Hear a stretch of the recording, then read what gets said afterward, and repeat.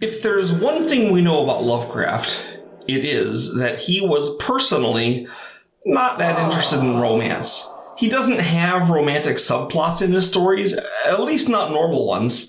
He doesn't have strong female protagonists, but you know what? He doesn't have strong male protagonists either. One thing you may be surprised upon realizing is that Lovecraft actually has a lot of sex taking place in his stories. It's not overt, it's not titillating, it's not on screen, but it's there. In fact, I want to make the case here that a lot of Lovecraft stories are about having sex with the wrong person. Let's look at this in more detail. So first off, before you watch the next couple minutes, if you have not read his story, The Thing on the Doorstep, go read it right now. There's no excuse not to. It's only 17 pages. It's available free online. Google it. So go on right there. I'll wait until you return. Back? Okay. So this story has kind of a weird background for me. You see, in my very first Lovecraft book, The Thing on the Doorstep wasn't included, but the introduction by August Derleth did talk about The Thing on the Doorstep. So this sounds so interesting. I want to read it. What's it like? Well, when I first got it out and read it, then it was like, there wasn't really a monster.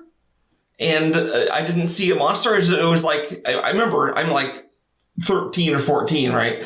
And what's going on here? She's like casting a spell. And I felt I was disappointed the first time I read it. Since then, as I've read it more, especially as an adult, it has grown on me. Now, Asenath is one of the strongest protagonists, I guess she's not really a protagonist, characters in all of Lovecraft, and certainly quite memorable. Now, we're told that her soul is actually that of her father, Ephraim Waite, which is pretty creepy to begin with if you're a grown-up. But there's some pretty strong hints that even Ephraim Waite's body wasn't the origin of this soul, and it might be older.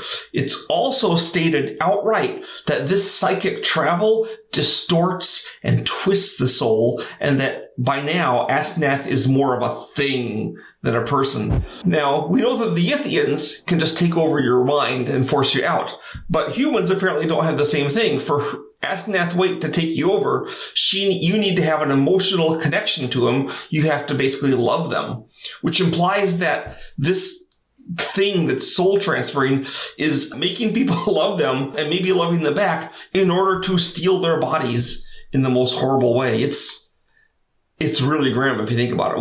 What a twisted, abusive relationship. So definitely bad love. Now, I imagine the story that leapt to your mind when I said I was going to talk about bad love is this one.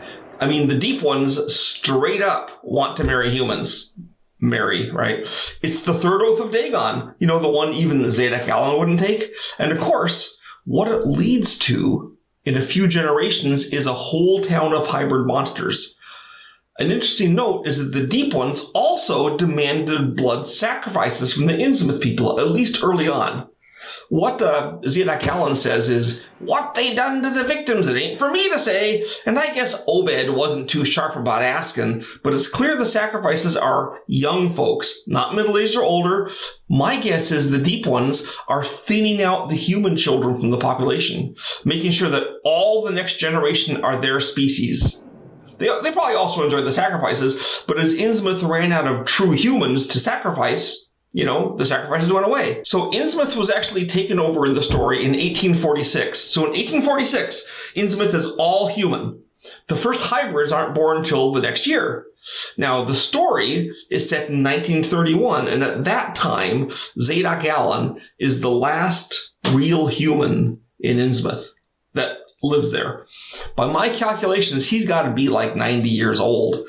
This means it took about 3 generations for Innsmouth to completely switch from 100% human to 100% deep one, except for Zadok Allen, which is pretty fast.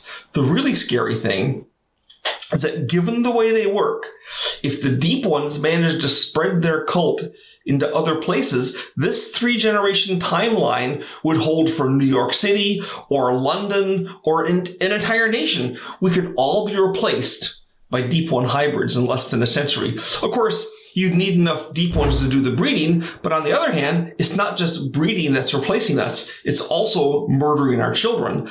And of course, one Deep One male can impregnate a lot of human women. I mean, even a human male can do that in theory. The Deep Ones, without our moral,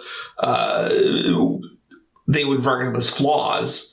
Don't need to worry about that. So they're murdering our children, and that can be in wholesale. So, in fact, the Deep Ones, if you think about this, they're enough of a threat. We don't even need Cthulhu to rise up to wipe us out if they can get their plan going. I mean, that's, and they can do it either overtly by you must marry a Deep One, or they'll say, well, just marry a hybrid that you don't even know is a Deep One yet. And then the same thing happens. Your kids are Deep One hybrids, and it keeps on going.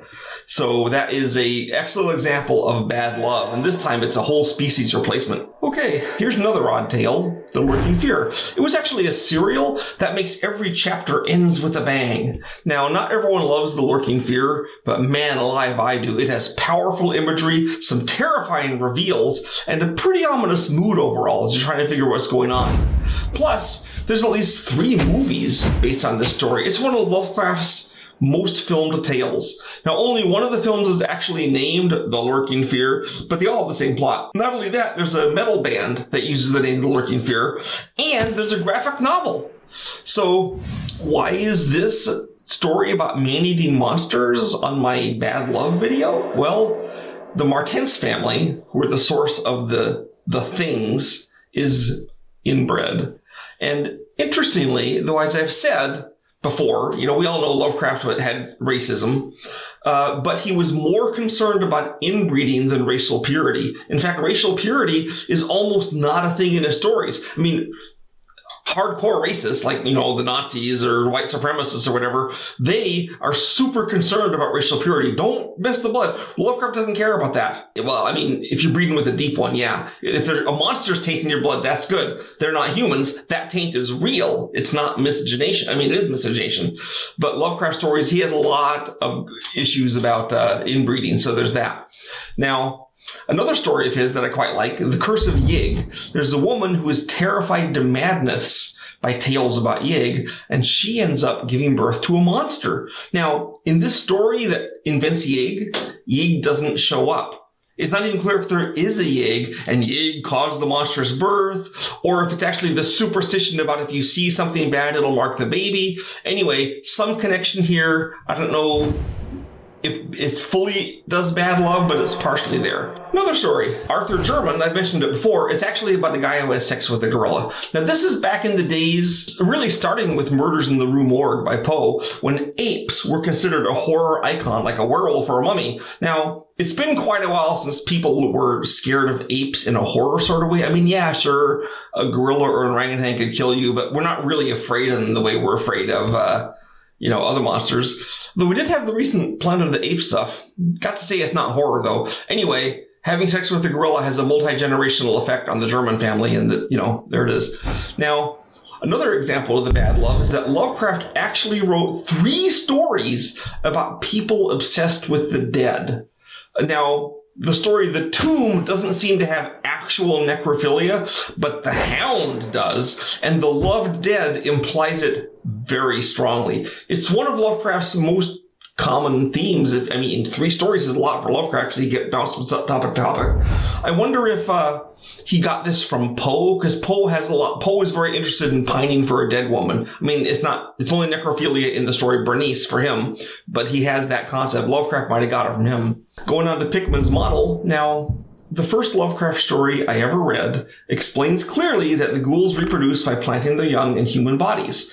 So while the families who are parasitized by ghouls are mating with ghouls, when the changeling grows up, he's going to mate with humans, right? So you can learn more about this aspect of ghoul ecology on my other video, what is a ghoul? Moving right along, we have The Unnameable. It's a really short story that somehow spawned a whole movie and even a sequel. It's about a deformed child who grows into a monster. The actual story itself, it says that the child is the offspring of a crazy man who had sex with a cow or a goat or something and results in some kind of satanic afterbirth that doesn't die. In other words, this is, well, it does die, but it's weird. In other words, this is Lovecraft's version of Rosemary's Baby.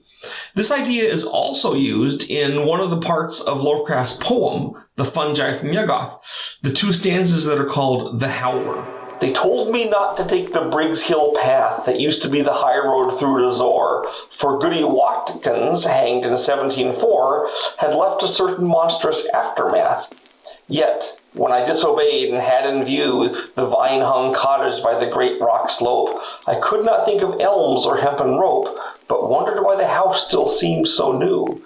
Stopping a while to catch the fading day, I heard faint howls as from a room upstairs, when through the ivied panes one sunset ray struck in and caught the howler unawares. I glimpsed and ran in frenzy from the place, and from a four-pawed thing with human face. So, pretty much the same idea as the Unnameable, except here the mother is a human, not an animal, Goody Watkins, and we don't know who the father was, but yeah. I hope you get the idea. Lovecraft is concerned that you not have sex with monsters, so watch out who you fall in love with. The consequences can ruin more than just your life.